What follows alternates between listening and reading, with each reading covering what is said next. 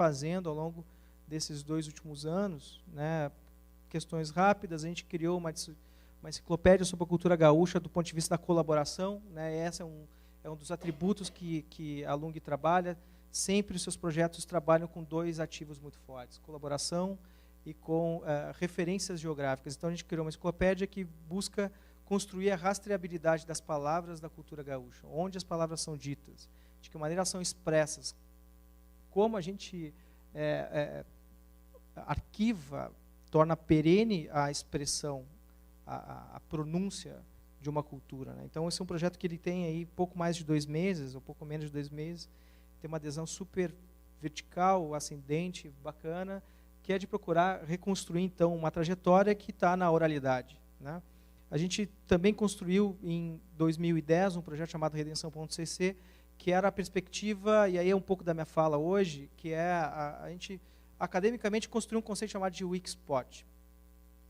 A junção de uma perspectiva de um lugar territorial físico, né? Vocês todos estão acostumados com os conceitos do Levi, das anotações virtuais, os territórios digitais, então, como é que a gente utiliza essa potência desse território para efetivamente construir a história daquele espaço a partir da colaboração, e essa colaboração não só vindo através de um texto, mas de uma fala, de um discurso, de uma imagem, de um vídeo, de uma colaboração de qualquer outra ordem, né? Então, como é que se utiliza aquele território, como é que se emanam os sentimentos em torno de um território localizado dentro de um espaço que a gente circula, e em vez de se contar a história através da ótica de alguém que é um historiador oficial daquele espaço, como é que se articula que todas as emoções das pessoas sejam convergentes para aquele espaço, que se encontre um espaço de diálogo, de construção daquele lugar. Então, esse projeto em 2010 ele é um projeto da Unicinos, ele teve uma adesão de 2,5 milhões, um pacto, na verdade, de 2,5 milhões de pessoas por redes sociais,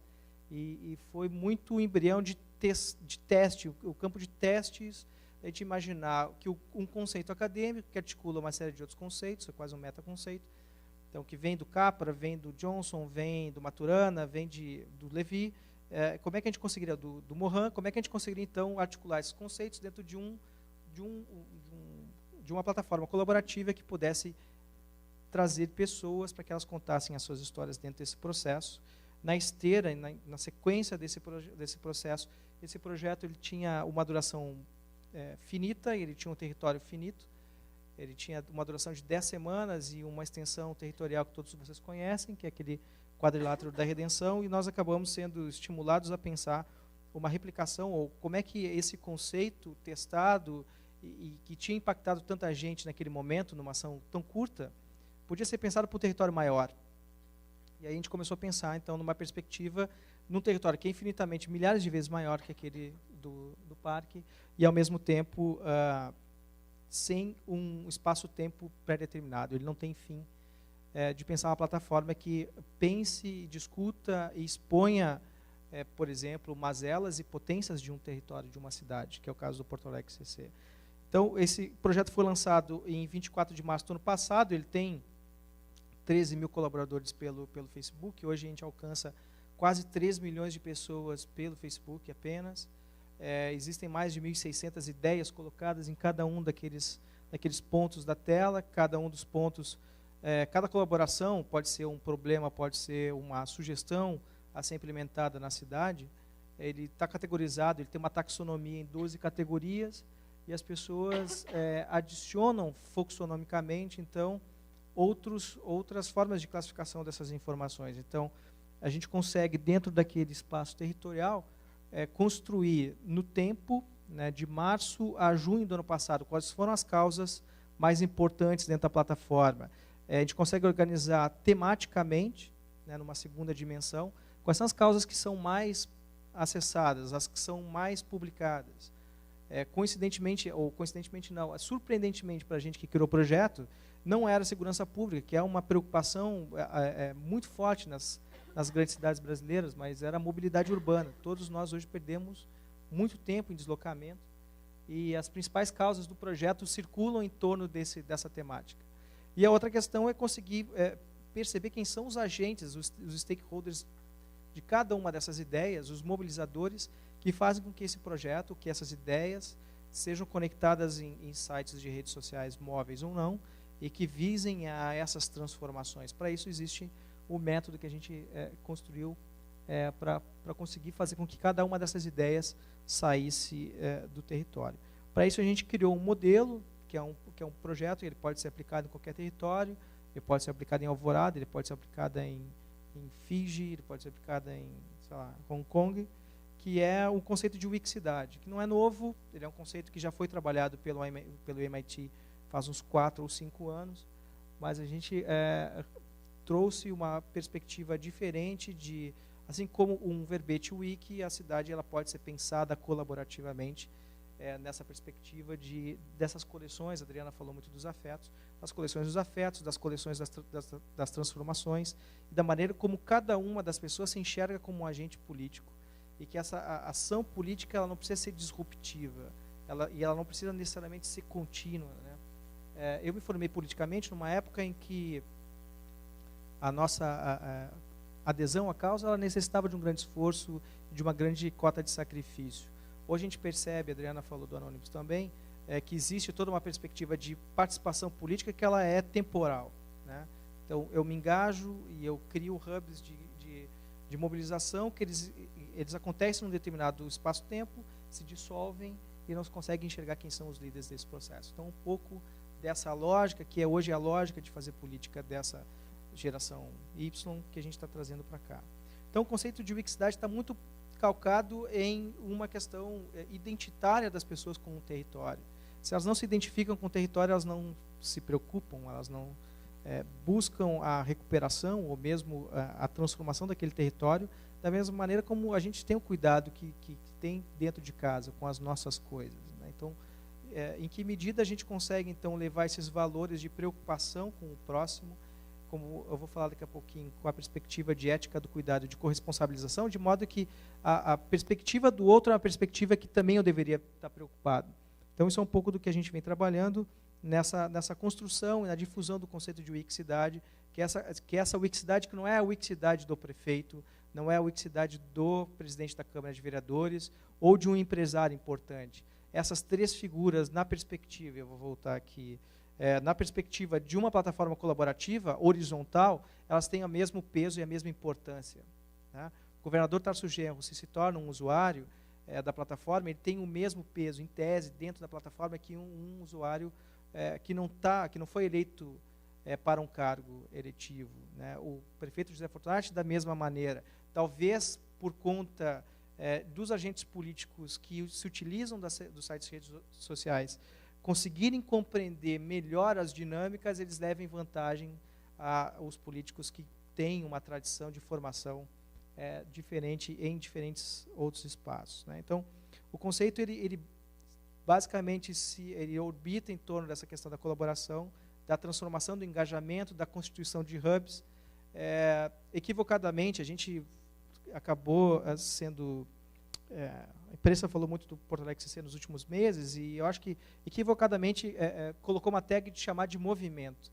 Porto Alegre CC não é um movimento. Porto Alegre CC, que é a aplicação do caso de Wikcidade, ele é um metamovimento. Qual é a perspectiva de uma Wikcidade? Que ela seja o lugar de conexão de pessoas com organizações não governamentais, entidades de primeiro e de segundo setor, de modo a constituírem projetos de transformação, né? Então, nesse sentido, ele tem uma perspectiva, sim, política muito forte.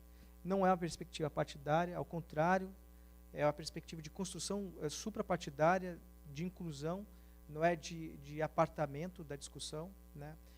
Quem vem militando nessa área percebe muitos movimentos que estão surgindo em que dizem, não, se tem governo eu não converso, que eu acho muito precário, essa constituição de pequenos guetos de discussão. Esse aqui é o lugar da minha atuação. O próprio Fabrício talvez fale, ou pelo menos eu vou estimulá-lo a falar. Ele criou uma iniciativa muito interessante no início do ano, chamada Observatório de Democracia em Rede, que é para colecionar exatamente essas experiências que estão acontecendo. O Rio Grande do Sul tem sido próspero nessas experiências. E a gente que está aqui no programa de pós-graduação, num evento de um PPG, se debruçar sobre essas experiências é uma perspectiva que eu acho que a gente está vivendo a aurora de um novo momento, e o Rio Grande do Sul está realmente muito, muito à frente de qualquer outro estado brasileiro nessa perspectiva. Então, o Wikicidade então, trabalha com essa reinvenção dessa esfera política, ou de como encantar as pessoas para uma participação política dentro dessa esfera, e perceber claramente que hoje boa parte das discussões acontecem dentro de sites de redes sociais. Então, de que maneira a gente percebe, por exemplo, que Porto Alegre tem uma tradição de democracia participativa que é referência no mundo, mas, infelizmente, tem 1% só da população que participa das assembleias do orçamento participativo ou das instâncias tradicionais de participação política. Isso quer dizer que talvez os outros 99% não sejam politizados ou que não estejam preocupados com as questões da cidade. Nossa hipótese é que não é verdadeira isso, né? As pessoas efetivamente estão preocupadas, estão discutindo, estão debatendo a cidade cotidianamente. Não acontece isso a cada 2 anos, apenas na época da eleição. Elas acontecem em todo instante. Se vocês forem no bar da Famex ou pegarem uma lotação, as pessoas vão estar discutindo esse lugar que eu acho que é o lugar mais importante de um país, porque o país é a abstração mais alta de um conceito, né? As coisas acontecem dentro de uma cidade. Então, o que importa para as pessoas é a escola, é a avenida, é a segurança, é a saúde. Isso acontece dentro de um território chamado cidade. Então, essa discussão sobre a cidade ela acontece aqui dentro.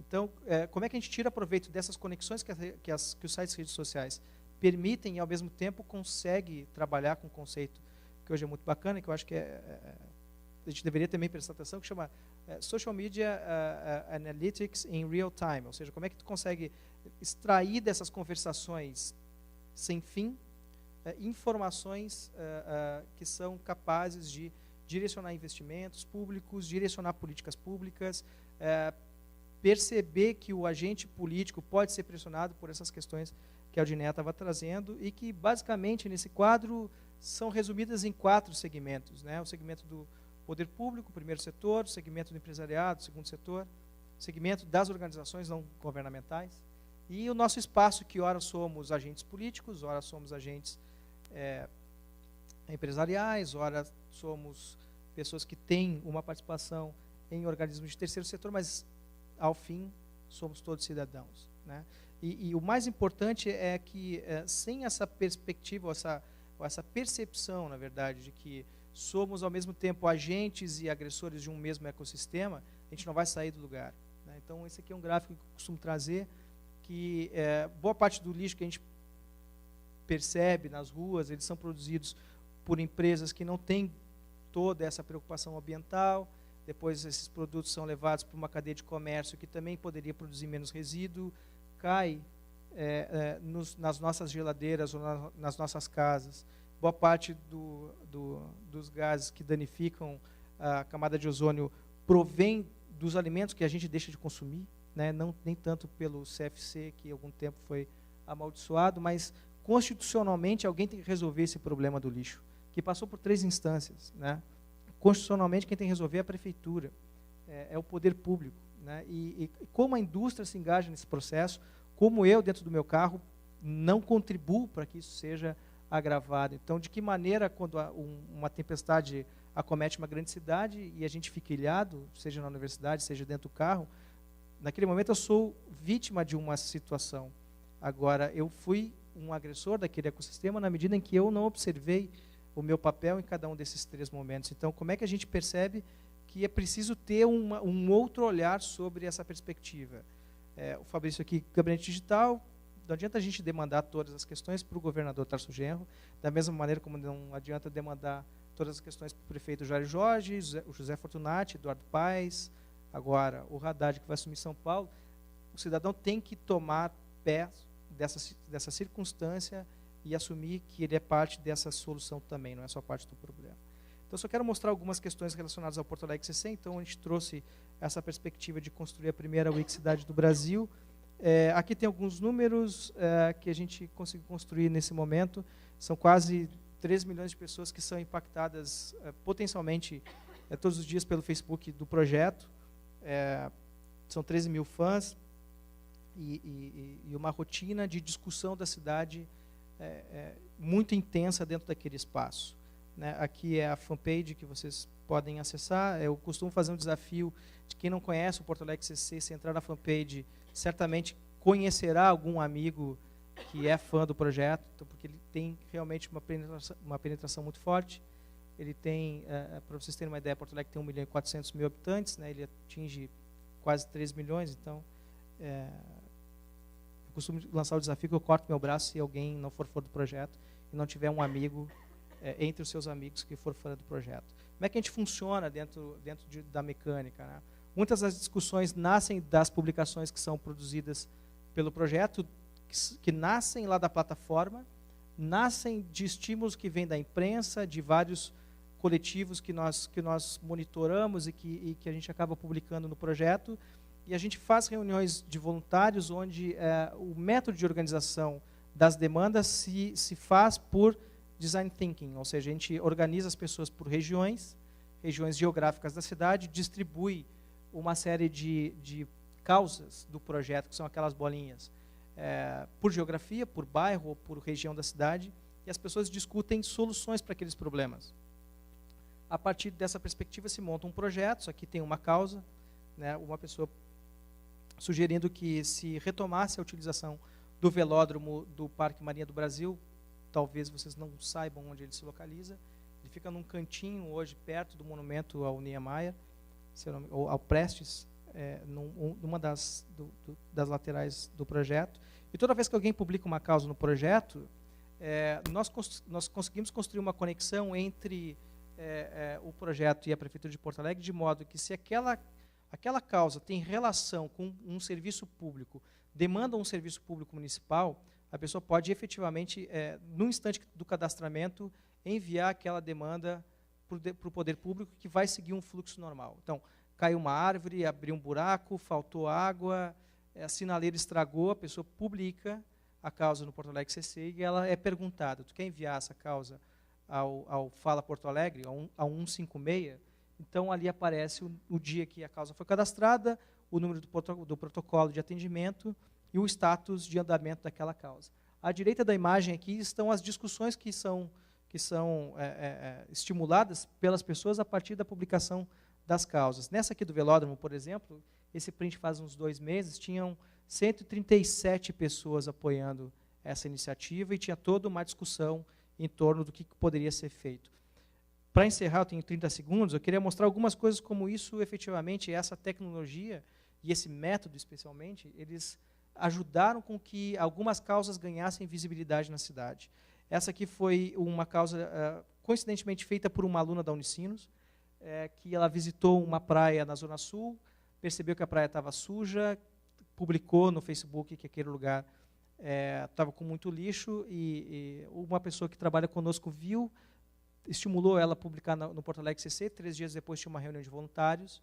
Essa causa foi levada para a reunião de voluntários e 10 dias do flagra da Renata a essa praia, se organizou um mutirão com 80 pessoas, 1 tonelada de lixo recolhida e 2 quilômetros de praia limpos dessa sujeira que vem flutuando do Guaíba. O bacana é que essa iniciativa aí, que aquela matéria do G1 ali impactou 1 milhão de pessoas, é que outros 8, 10, 12, 15 mutirões foram organizados em Porto Alegre com a mesma perspectiva. Então, a gente costuma dizer que tem uma intervenção quase que do ponto de vista da acupuntura. A gente estimula um ponto e faz com que as pessoas despertem para aquela perspectiva de ocupação. Aqui é o piquenique da Praça Japão, uma praça numa região rica da cidade e que não tem tido uma utilização importante nos últimos tempos. Ela tem servido muito hoje como estacionamento dos escritórios de advocacia ou das 2 concessionárias de carro que tem na região, e a gente organizou esse piquenique em 17 de março, e 200 pessoas apareceram no horário que a gente marcou para que elas estivessem lá. O engraçado é que nos eventos que nós organizamos, as pessoas perguntavam assim, mas o que a gente tem que levar lá para a praça? A gente tem que levar um ancinho, uma foice, saco de lixo? A gente vai podar as árvores? A gente disse, não, cara, a gente vai pegar uma toalha, sentar na grama, aproveitar o sol, conversar com as pessoas, interagir com elas, porque se a cidadania não ocupar esse espaço, a gente sabe quem vai ocupar esse espaço.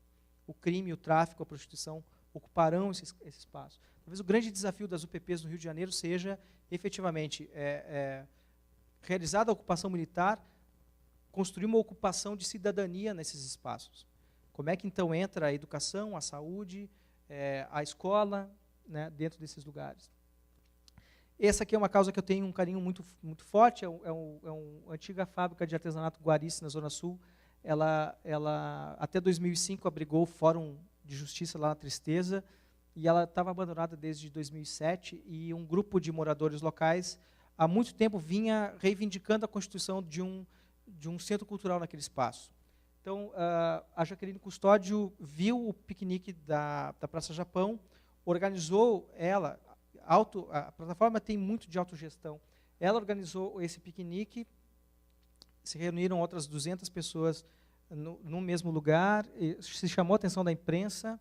Esse prédio era um prédio concedido ou de posse do governo do Estado, e há coisa de 2 meses, o governo do Estado cedeu parte da utilização desse prédio para que o grupo constituísse um centro cultural naquele espaço.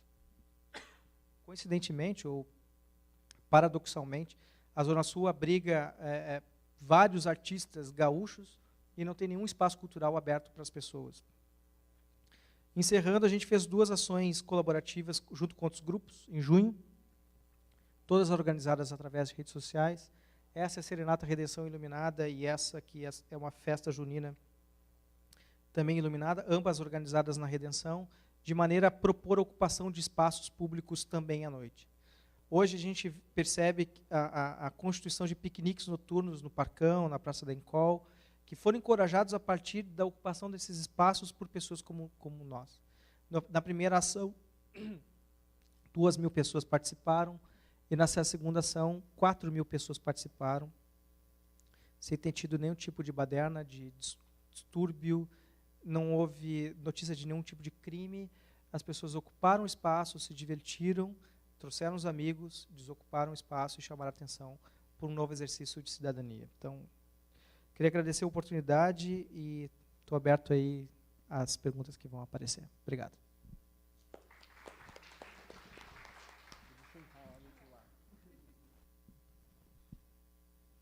Obrigada, professor Daniel.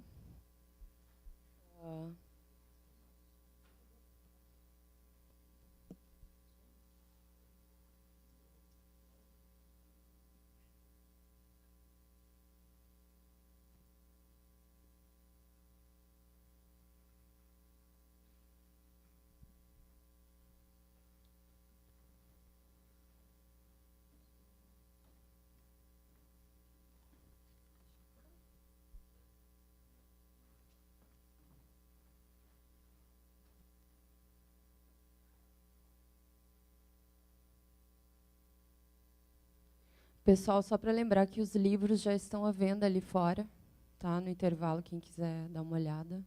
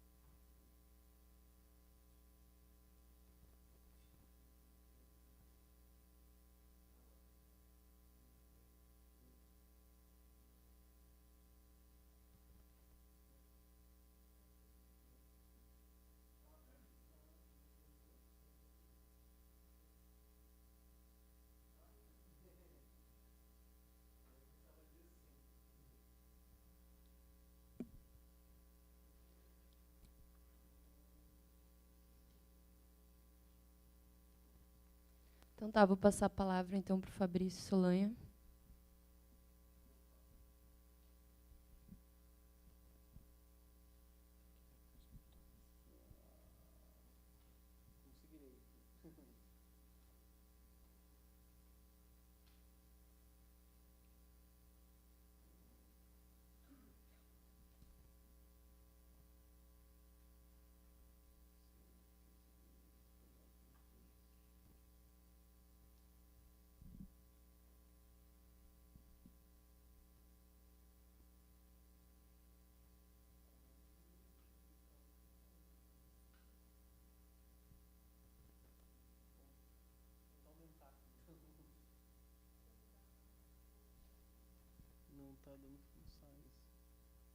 enfim, acho que já é alguma coisa aqui. Só para não tomar muito tempo aqui, primeiro, obrigado aqui pelo convite, né? Eu já tive o ano passado aqui também, não neste evento necessariamente, mas um evento aqui do Centro Acadêmico também, e sempre é muito, para mim sempre é muito, me sinto muito honrado em ser convidado a falar aqui, principalmente dos assuntos que me são muito caros, né? E em segundo lugar, também fazer a mesma observação, Daniel, sempre estivemos em diversos eventos, ou um assistindo um ao outro, né, ou apresentando nossos trabalhos, mas nunca conjuntamente na mesma mesa. Então, foi muito estimulante, e claro, também por todas as outras pessoas que participam aqui, né? O Alex Primo, que estava aqui antes, também já fizemos um seminário junto, em que eu estava organizando também, o Paz, enfim, que também é uma referência.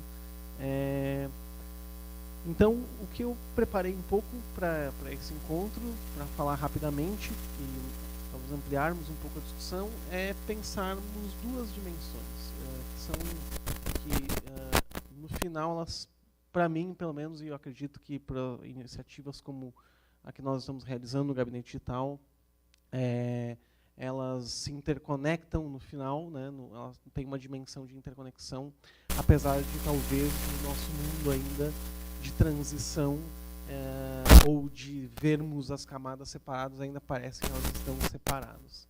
Primeiro é pensar, a primeira questão eu acho que é pensar, bom, como que esse momento assim de, como é que eu poderia passar aqui? Como que esse momento de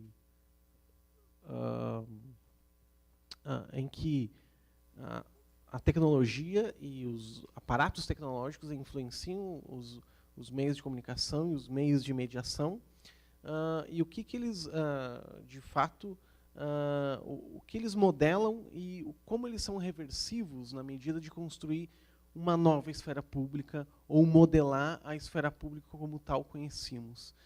Eu coloco aqui a epígrafe do Charles Dickens, e é engraçado porque quando eu estava organizando, eu justamente puxei esse excerto da outra palestra que eu fiz aqui sobre questões de internet também, mas ela se aplica da mesma maneira. Justamente ele está aqui, o Charles Dickens está olhando para a França e para a Inglaterra na Guerra dos 100 Anos e olhando aquilo como o pior dos mundos e o melhor dos mundos.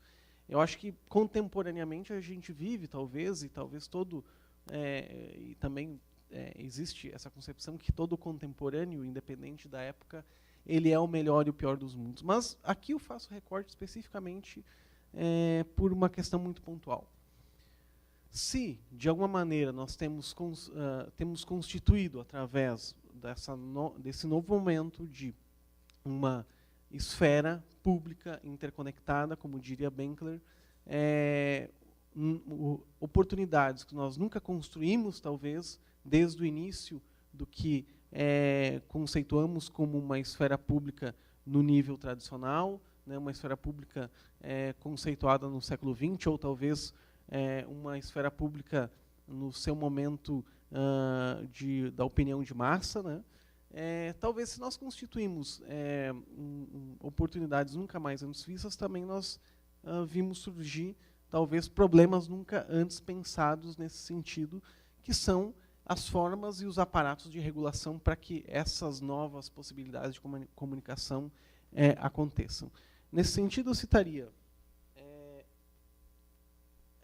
e chamaria atenção para o que alguns autores colocam como as modulações da esfera pública. E eu trago pontualmente 3 dimensões para pensar a dimensão da política. A primeira modulação é, então, aquela que eu já tinha falado, que é a modulação de Benkler, né, que vai dizer que essas novas oportunidades em que você tem meios digitais que permitem uma comunicação agora dialógica, elas vão conformar uma esfera pública interconectada. E, nesse sentido, é totalmente diferente de uma esfera pública anteriormente vista no século XIX e XX, em que você tinha, né, dimensões de assimetrias muito bem demarcadas. Não que não hajam assimetrias na própria esfera pública interconectada, na internet, mas as assimetrias elas são de outra dimensão e de outra natureza. A segunda modulação, e que na verdade é da onde vem esse conceito, que é do Christopher Kelty, que ele analisa e que onde eu introduzo essa problemática, é como que agora uma nova camada técnica é o novo mediador para a esfera pública. A grande questão colocada para a esfera pública contemporânea é que, se antigamente o nosso objeto de análise, nosso objeto de preocupação eram os próprios meios, porque esses sim eram os responsáveis pelos meios assimétricos de estabelecer a intermediação e a intermediação cultural e mesmo a comunicação entre os cidadãos e entre as visões de mundo e as visões de sociedade. Agora você tem meios técnicos mediando essa capacidade, mesmo que dialógica. Bom, se você tem um outro ator mediando, esse mediador também tem um papel cada vez mais fundamental para ditar as regras do que pode e o que não pode circular nesses novos meios. Então, o que Kelty, na verdade, julga como modulações da esfera pública, e ele analisa, e por isso que eu trago, na verdade, porque também é um pouco das minhas pesquisas que eu faço e da onde eu atuo, além do Gabinete Digital, que é no movimento software livre, ele analisa toda a capacidade do movimento de software livre ter modulado um discurso sobre a apropriação dos meios técnicos para o empoderamento de produção de conhecimento, riqueza e capacidade de dar ou de prover aos outros pares essa mesma capacidade, que é, digamos, um ambiente jurídico que garanta isso. Muito mais que software, o software livre é a capacidade de os produtores de software, mas não só esses, dos usuários, dos utilizadores, das pessoas comuns, poderem ter não só a opção, mas a certeza que aquele meio técnico obedece a algumas regras que não outros. Então, o que o Kelty nos traz como uma modulação da esfera pública é essa capacidade de você envolver multidimensionalmente diversas áreas, jurídica, social, política e técnica, com uma discussão importante para que você forme realmente uma outra camada, uma outra dimensão da comunicação, da capacidade de mediação. E, por último, e é da onde também eu trago a epígrafe do Dickens, porque a Gabriela Coleman, que também é uma pesquisadora do campo do software livre de como a internet se coloca como esse mediador contemporâneo. Mais recentemente ela tem estudado o grupo Anonymous como uma antropóloga, né? E ela coloca esse atual momento como um retrato da ironia, onde o momento de maior abertura de produção colaborativa também é um momento de maior escalada de legislações punitivas. E aqui, o que são essas legislações punitivas e por que eu trago isso? Porque essa é a esfera da política, como a gente conhece de maneira mais tradicional, e que ela permeia e ela muitas vezes povoa, assim como nós tentamos povoar essa nova cultura trazida pelas redes em todos os espaços, né, que é um pouco do trabalho do Daniel aqui, um pouco do meu trabalho. A cultura ainda de uma, digamos assim, essa forma de povoamento do modelo tradicional, ela é muito, muito presente e talvez até determinante. E o que ela está colocando aqui é a ironia de talvez nós constituirmos toda essa capacidade de criar ambientes mais horizontalizados de percepção e de relação, de construção de valores e conceitos e ação, mas também talvez ser um momento de criar talvez as legislações mais duras contra isso. E eu falo aqui exatamente, por exemplo, no Brasil, que nós tivemos a proposição e depois uma retransformação e até aprovação numa esfera muito menor, ainda bem, né, por atuação nossa do AI-5 Digital, de proposições como talvez vocês tenham visto no início desse ano, que foram singulares, que foi do sopa e pipa no cenário americano, que eram legislações justamente que previam a regulação da internet, do ponto de vista mesmo de filtragem do que a informação iria circular a partir de então. E que foi derrotado por talvez a maior mobilização já vista na internet, e uma mobilização política, nesse caso, porque estava dizendo, não no seu político tradicional, mas dizendo como os partícipes desse meio de mediação, no caso a internet, gostariam que a internet fosse. E, por fim, para falar rapidamente e trazer o estudo de caso aqui do Gabinete Digital, do qual eu faço parte, eu sou coordenador executivo enfim, liderado pelo secretário e chefe de gabinete Vinícius Vu. Bom, como é que a gente atua, então, nesse mundo em que paradoxos são tão evidentes e são tão díspares, eu diria assim.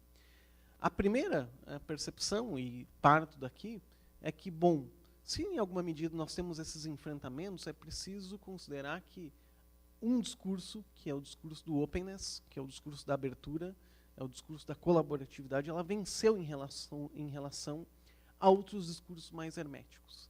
A grande pergunta, então, é em que modulações, em que formas ele venceu. Ele venceu para, talvez, e aqui coloco como provocação, esse modelo colaborativo ele serve para nós irmos lá no site da Fiat, por exemplo, e dizermos como queremos o novo carro da Fiat, que talvez eu nunca vá conseguir pagar, ou ele serve para construirmos formas cada vez mais inovadoras de relação política com governos e sociedade, como, né, talvez aqui o Daniel expressou na sua apresentação. Esse discurso de abertura, de openness, ele realmente é para que eu possa ir lá e somente escolher entre 3 ou 4 opções que a TV a cabo me dá, e que chama isso de interativo, ou eu consigo construir política pública através de espaços cada vez mais abertos e colaborativos que permitam a construção realmente e de fato de políticas bottom-up, que sejam feitas de cima para baixo. Essa é a grande questão e, na verdade, acho que não é nem a questão, é os experimentos que temos que fazer a partir de agora. Eu acho que talvez o que nos conecte aqui, né, Daniel, talvez várias questões, mas fundamentalmente é que passamos, acho que demos um passo, o Gabinete Digital em Porto Alegre.cc teve, né, o desafio, né, que é muito grande, e a coragem também, mas o desafio no sentido de que é muito difícil você imaginar a concretude disso e dar os primeiros passos. E muito desses passos se aprende, muitas coisas ficam para trás, mas muitas coisas se constituem como fundamentais. E eu passo aqui a apresentar, quero ser breve, então a experiência do Gabinete Digital, fundamentalmente, o que ele é, mas uma campanha realizada recentemente, que se encerrou na sexta-feira passada. Bom, passando rapidamente, o Gabinete Digital ele é um site, então, de participação do governo do Estado do Rio Grande do Sul, ligado diretamente ao gabinete do governador do Estado do Rio Grande do Sul, e ele é, desde o seu início, esse canal de comunicação direta entre a população e o governador. Aproveitamos, assim, a capacidade e, digamos assim, essa característica, que talvez tão bem conhecida como a capacidade de termos menos mediadores entre dois pontos, e colocamos isso ao máximo, colocando as pessoas diretamente em contato com o governador. Bom, mas para isso, o mais fundamental são metodologias, são formas, porque também isso, resumidamente, não pode criar o caos por si só, porque nós temos desafios. Além da comunicação em si, a comunicação só se dá no sentido habermasiano quando eu tenho algum tipo de consenso. Senão ela é nula. A comunicação por si só, em que cada um fala simplesmente o que quer e as duas pessoas saem com o mesmo com a mesma visão de mundo, ela não é uma comunicação. Ela não estabeleceu nenhum consenso. Então, o mais difícil é você imaginar esses canais em que possam trazer esses novos consensos. Eu até trouxe a imagem do site aqui também, porque num projeto de 1 ano e meio, que é o do Gabinete Digital, essa já é a nossa terceira versão, e talvez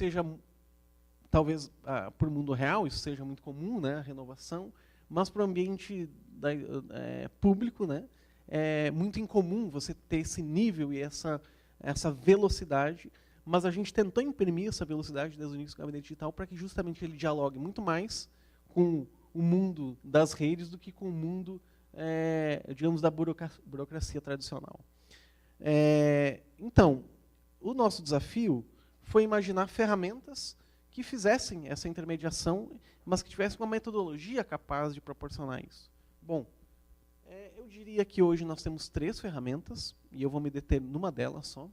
A primeira que nós inauguramos lá no início do Gabinete Digital, que era o Governador Responde, que eu chamaria de uma ouvidoria por votação, na verdade é uma forma de atendimento por votação. As pessoas iam lá, cadastravam perguntas ou esclarecimentos com o governador, e a mais votada do mês era respondida em vídeo. O Governo Escuta, que eram nada mais que audiências públicas digitais, transmitidas via internet, com chat, que o governador respondia, estabelecia uma comunicação, né, com quem não estava ali presencialmente. Mas vejam, foram só ensaios. E continuam, elas não findaram, assim, mas talvez, e eu trago aqui a última delas, que é o governador pergunta, que eu diria que foi a mais acertada ferramenta de crowdsourcing policies, que é essa capacidade de você pensar política pública construída a partir de grandes grandes massas, mas não massas no sentido mais no século XX, né, de massas talvez desinformadas, mas que são estimuladas a pensar sobre aquilo e têm opinião sobre aquilo, talvez, mas não tivessem uma metodologia clara de expressar e talvez ver resultados. Bom, como é que funcionou? E como é que funciona, o governador pergunta, mas como é que funcionou esse último, que começou no dia 9 de outubro e terminou agora no dia 16 de novembro? Bom, já tinha sido feito um governador pergunta no ano passado sobre saúde pública, e nesse ano nós tínhamos um plano estadual de combate à violência no trânsito, que já tinha sido elaborado por 10 conferências que ocorreram aqui no Estado. O plano tinha 32 ações estratégicas, e o governo do Estado pensou, por que não colocar essas 32 ações estratégicas para que as pessoas nos digam quais são as 10 mais prioritárias para o governo do Estado para os próximos 2 anos. Bom, não só isso, mas que elas pudessem também enviar suas proposições para verificar se essas propostas faziam sentido, se elas dialogavam com a população. Bom, aí nós criamos uma campanha, logicamente, e o governador pergunta, ele tem esse nome justamente porque o governador lança uma pergunta para a sociedade, então nós perguntamos como o governo e a sociedade podem juntos promover a paz no trânsito, justamente já criando um link, né, de que não é só o governo que quer resolver, não estávamos ali nos propondo a resolver todos os problemas do trânsito em 2 anos, mas sim como pensarmos soluções conjuntamente. E colocamos essa ferramenta, essas propostas para votação. E aqui eu quero só me deter brevemente nisso, apresentar os resultados e prometo que encerrarei, ainda que tivesse muitas outras coisas a abordar, mas sendo sucinto para concluir. Talvez a maior diferença do governador pergunta tenha sido a forma que nós colocamos essas e disponibilizamos o envio de propostas e a votação de propostas. Essa tela é a tela onde as pessoas podiam participar. E as pessoas, sempre quando chegavam no site, era apresentado a elas 2 propostas, uma ao lado da outra, em pares, em que a pessoa poderia escolher uma em relação à outra. Ou ainda poderia dizer que não conseguia decidir sobre nenhuma delas, e um novo par aleatório de propostas que eram sorteados lá no banco de dados eram apresentadas, ou a pessoa poderia colocar a sua própria ideia lá embaixo. Essa metodologia, na verdade, ela foi adaptada de um projeto americano, que é o Alora Ideas, que já foi testado também em diversos países, como no Canadá, como na África, sempre em situações muito específicas. Na verdade, o projeto foi criado em Princeton pensando com uma boa formulação. O Matthew Salganik, que é o professor-chefe dessa pesquisa, ele estava pensando metodologias para você fazer crowdsourcing de boas ideias. Mas notem, no caso americano, a gente tinha uma tela muito parecida, mas que nós adaptamos desde o design até também uma parte da metodologia. Por exemplo, no caso americano, as ideias elas eram comparadas entre todas. Nós aqui separamos por categorias, quer dizer, ideias sobre educação eram comparadas com ideias sobre educação, sobre legislação com legislação, para também dar um maior equilíbrio sobre a discussão sobre trânsito. Bom, mas o que nos permite, o que é de inovador nessa nossa metodologia? Primeiro, porque, se vocês pensarem um pouco, todas, ou quase todas, né, não posso dizer na totalidade, formas de participação, em que há voto, ou que há, digamos, escolha de alguma coisa, você tem diversas maneiras de limitação como as pessoas participam. Eu vou securitizar o voto e é um voto por pessoa. Né? Eu vou, então, identificar o IP e vou deixar só 10 pessoas votarem por IP. Quer dizer, e nunca é muito efetivo, porque você pode ter diversas maneiras de falsificação, desde documento até endereço, enfim. Bom, esse projeto pensa ao contrário. Você pode votar quantas vezes você quiser. Você não tem limite, justamente porque o sorteio por aleatório de pares e sorteio e disponibilização de 2 a 2 permitem que você não tenha bias, você não tenha desvio por votação. Quer dizer, você não consegue ficar o dia inteiro votando na mesma questão. Você teria que ficar, talvez, anos para você causar um bias, porque você teria que ficar ali pulando, até chegar na sua questão, e aí você votar, e isso vai, talvez, tantos pares de novo serem mostrados. Quer dizer, na verdade, ela serve para priorizar questões.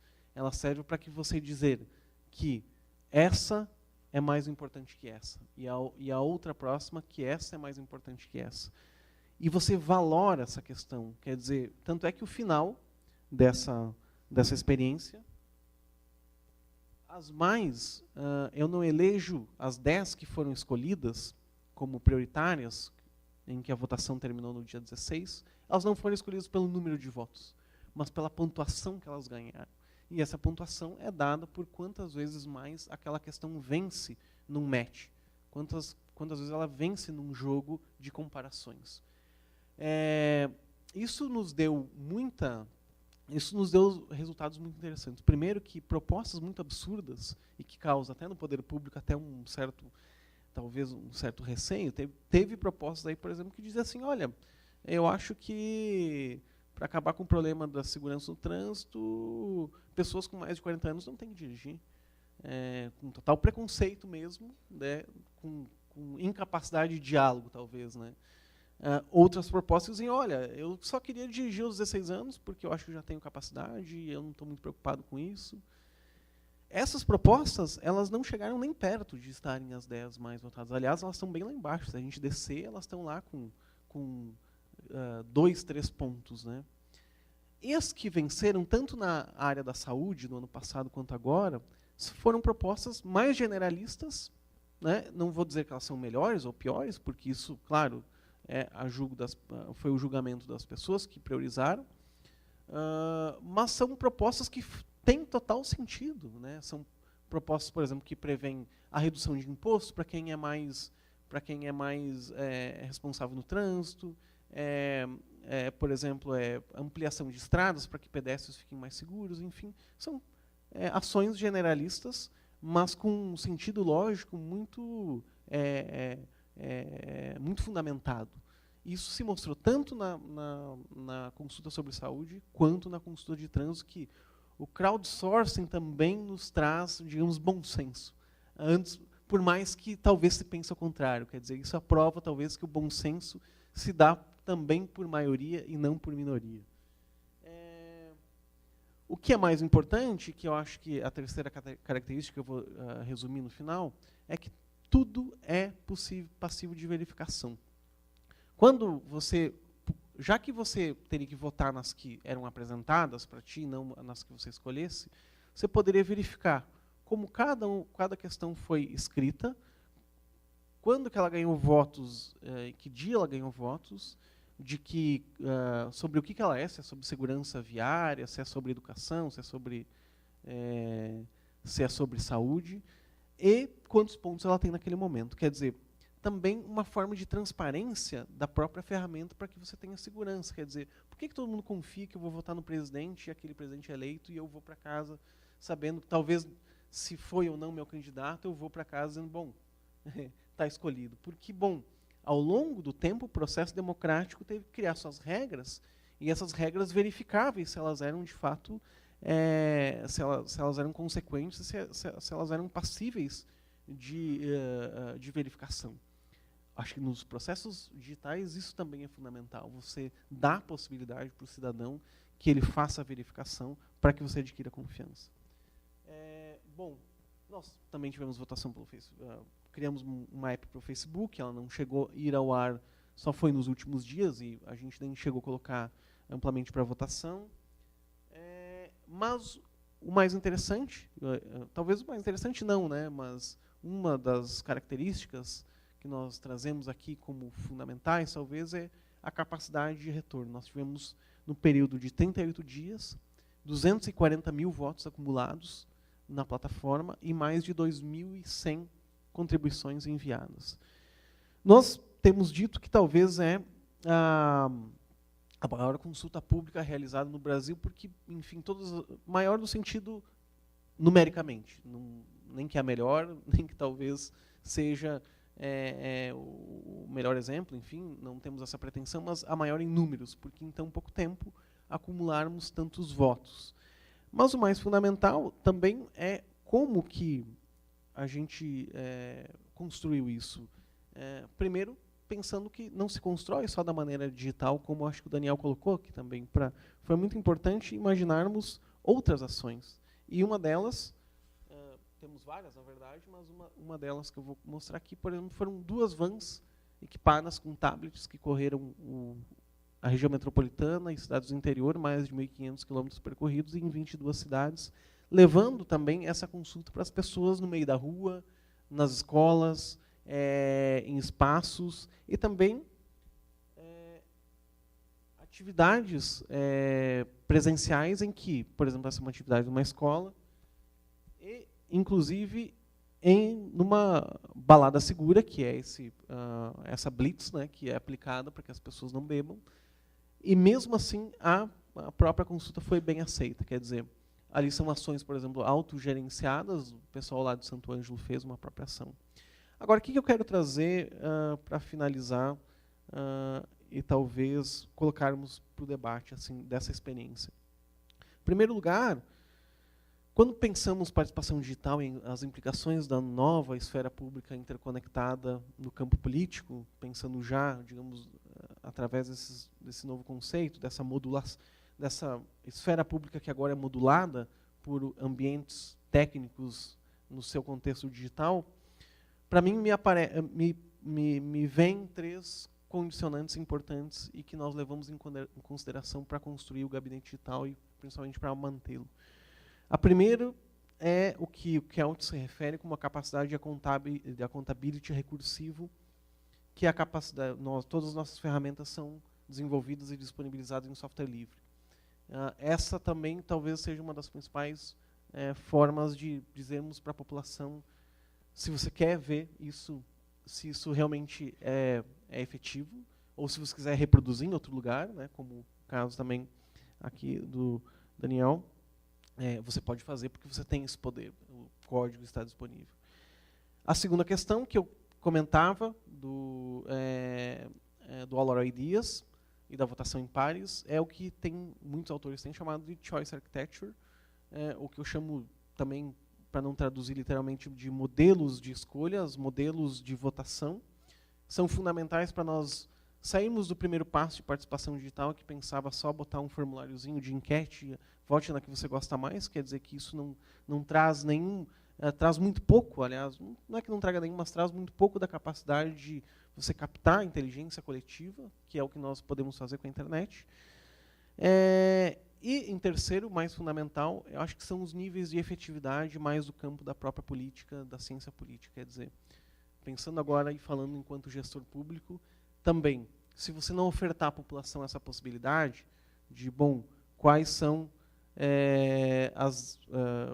de você escolher alguma coisa, e, nesse caso, ofertamos a possibilidade de escolher as 10 prioridades para o trânsito para os próximos 2 anos. No caso da saúde, foram as 50 prioridades para os próximos 4 anos. O ambiente de discussão política na internet não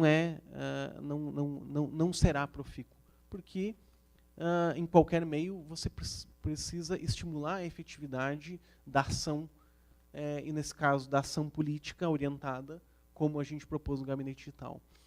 Então, talvez esses sejam os 3 nortes do Gabinete Digital. E nos orgulha muito termos, em tão pouco tempo, acumulados tanto, mas também nos mostra o quanto nós temos que aprender e quanto esses ambientes precisam ser povoados, como o caso do Daniel aqui, que também faz um belo trabalho e que a gente já dialogou muito. No caso, e já que ele fez a provocação, de pensarmos isso conjuntamente. Eu acho que nós propomos lá em janeiro do ano passado. Não tivemos muitas atividades sobre isso, mas podemos pensar a partir de agora, com a FAMEX, talvez, um observatório de democracia em rede, justamente para pensarmos essas influências, pensarmos quais são os desafios para a democracia dentro desse novo contexto, dentro de uma esfera pública interconectada e do desafio que a política tem nesse novo contexto. Mas o desafio está aí, o observatório está proposto e nós estamos totalmente dispostos a apoiarmos e também sermos agentes para que isso seja perspectiva para outros projetos no Brasil, enfim, em outros lugares também. Obrigado.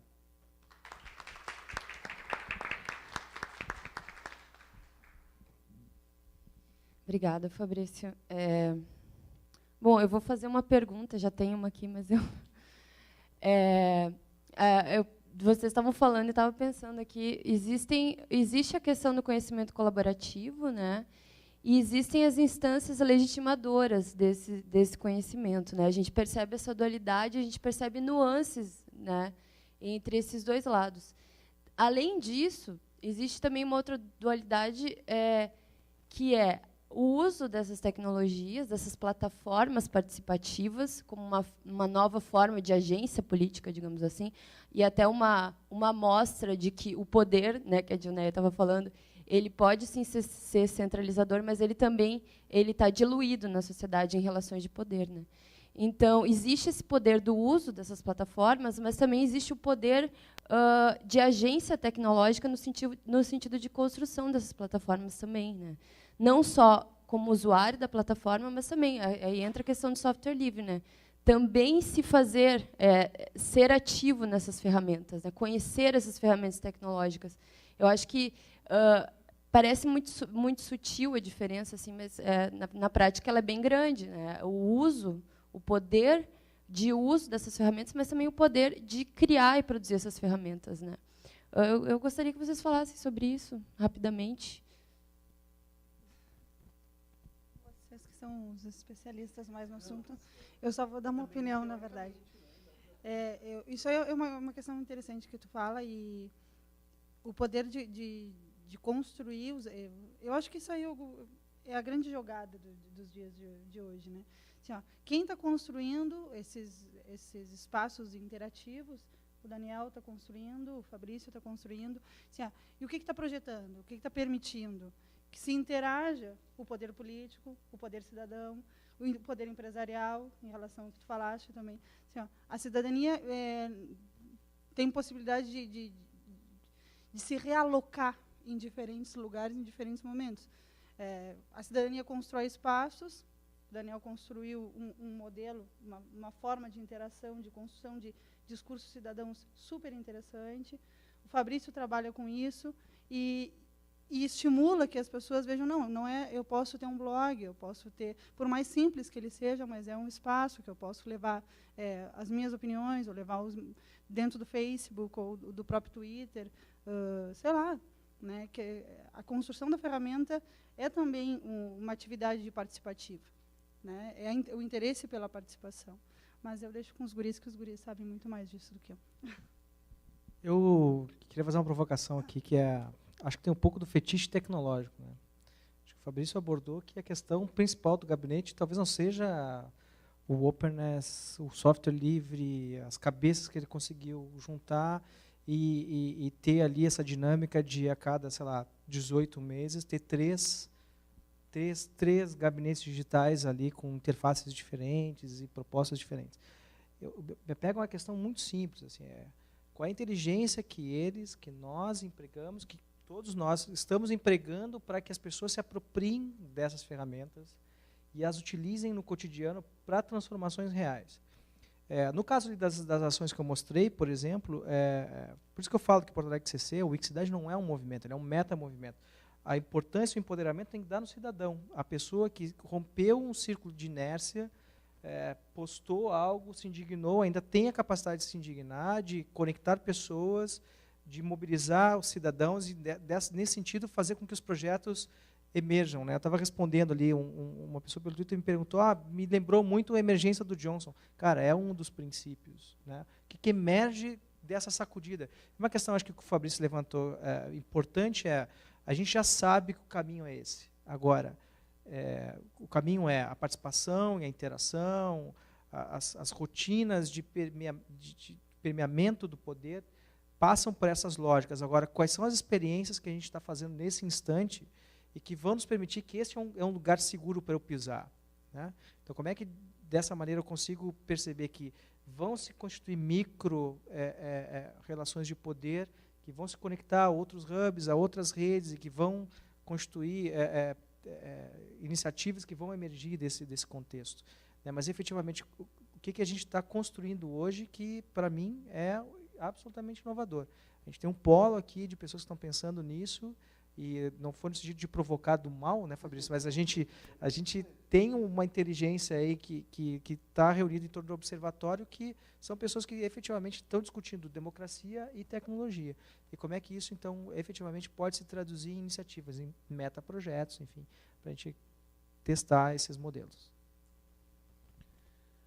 Eu acho que você, Daniel, colocou muito bem, assim, porque muito, talvez, do que se fez há 10 anos atrás, talvez uma parte do discurso openness, acho que tem várias dimensões. Tem uma parte que eu coloquei, né, que, bom, o openness é uma dimensão, e ela pode ser boa, num sentido restrito de eu poder dizer como que eu quero, se o meu carro vai ter um farol diferente, se eu posso ir lá e dizer isso para a fábrica, né? Bom, mas assim, tem dimensões maiores, né, que podem ser colocadas no sentido de nutrir campos, talvez, mais necessários para o openness, no caso, colocado agora, como nos nossos casos, que é pensar ação e mobilização social, e que dependem disso, né? Agora, pensando a valoratividade disso, que foi a tua pergunta, né, e eu citaria um exemplo, assim,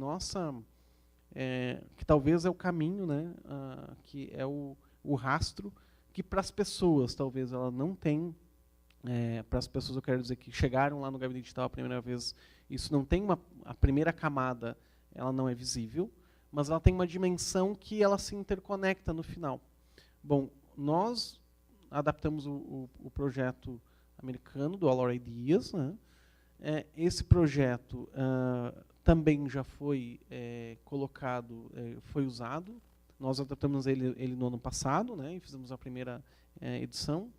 Ele foi, o Rio de Janeiro usou para fazer uma pesquisa nas favelas que foram implantados UPPs com a mesma metodologia, não com o mesmo software, que é mais interessante, porque eles gostaram da metodologia, mas por um motivo ou outro, que eu não cheguei a visitá-los, mas eles não usaram o mesmo software. Eles até estavam, né, no último evento que nós nos encontramos lá, né, mas eu não consegui saber por que eles não usaram o software em si, mas isso não é importante. Importante que eles usaram a metodologia. E nesse ano agora, nessa última consulta, nós adicionamos novos melhoramentos que retornaram para Princeton, mas que não foram feitos por Princeton. Foi um pessoal da Open Knowledge Foundation, lá na Inglaterra, que gostou da experiência daqui, também precisavam de melhoramentos e também fez isso lá.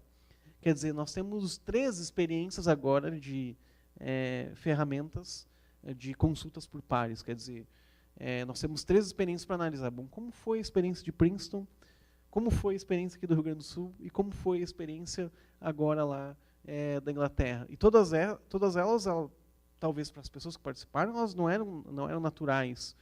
Mas vejam que essa capacidade fundamental que é permitido pela abertura, né, técnica, mas também que é política, porque há necessidade das pessoas que fazem, né, ou de quem determina quem faz, que aquilo seja aberto, permitiram essa troca substancial, porque senão talvez elas ficariam encerradas lá em Princeton e jamais sairiam, né? E nós talvez o salto tecnológico seria bem tecnológico não, o salto mesmo de visão de mundo seria, né, muito mais longo, né? O que é mais fundamental é que talvez essas experiências que se amanhã, né, uma cidade, por exemplo, queira usar isso, ela não precisa pedir permissão para nós, né, ela não precisa nos pagar royalties também, não precisa nos pagar propriedade intelectual, ela vai ter que dar o crédito da propriedade intelectual, né, não para nós, mas para Princeton, né, para nós a parte que fizemos. E eu acho que esse é o novo diálogo do openness, capacidade de valorização de quem faz, mas um outro nível de pensar para quem vai os recursos, né? Porque eu acho que no século XX a gente criou muitos atravessadores, mas poucos construtores, né? Ou valorizou poucos os construtores em detrimento dos atravessadores. Talvez seja o novo momento de a gente estabelecer essa condição, mas para isso nós vamos ter que vencer aquela primeira parte de que termos condições para isso, em que é o momento obscuro que o Dickens nos falava.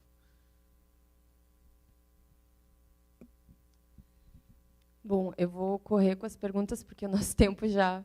Tem uma pergunta para o Daniel, da nossa colega Lara, do Bitec, Lara Eli. Você acredita que, a partir dessa mobilização e engajamento nas redes sociais digitais, há um movimento se formando em favor da sustentabilidade? Esse engajamento seria muito superficial? Lara, eu já respondi essa pergunta de outro jeito. Assim, uma vez apareceu a pergunta do engajamento de sofá, né? E acho que o discurso fácil é dizer, é super bacana o engajamento de sofá, né? Dar like, compartilhar e tal. Acho que o engajamento de sofá é uma primeira abordagem em relação a esse engajamento próprio de rompimento do círculo da inércia e de ir para a rua, de fato, e lutar pelo que se acredita, né? E eu acho que esses engajamentos não são efêmeros. O que a gente tem percebido nas experiências que a gente tem produzido em Porto Alegre é que os primeiros movimentos, seja no piquenique, no mutirão da Orla, em outras iniciativas que a gente acabou produzindo, na Serenata, por exemplo, Iluminada, outros grupos clonaram as ações. Não são mais ações do Porto Alegre CC, e pouco importa se elas um dia foram ou não foram organizadas. O que importa é que as pessoas se aparelhem desses instrumentos e acabem reproduzindo essas práticas. Então, cada vez que eu vejo alguém me alcançando um link dizendo, olha, vamos organizar um piquenique no Parcão à noite e tal, cara, vamos reproduzir isso cada vez mais dentro do Porto Alegre CC, porque é preciso que essas atividades sejam clonadas, tá? Porque isso vai instaurar essa alfabetização do novo. A gente precisa aprender a fazer isso, né? É difícil, fazer da maneira tradicional, talvez se saiba como fazer agora. Como fazer nesse novo lugar é que é complicado. Então, eu não acho que o problema seja efemeridade. O problema, acho que a gente efetivamente conseguir construir um capital em torno disso e que a gente não encontre a construção de celebridades em torno desses projetos, que se apropriem desses capitais e de alguma maneira, tentem aparelhar esses processos. E isso é o grande detalhe que eu acho que a gente tem que observar e procurar evitar com que haja essa apropriação. Bom, vou encerrar mesmo em função do tempo, está muito interessante. Gostaria de agradecer aos convidados e vou chamar o pessoal aqui para dar os informes. Muito obrigada, pessoal.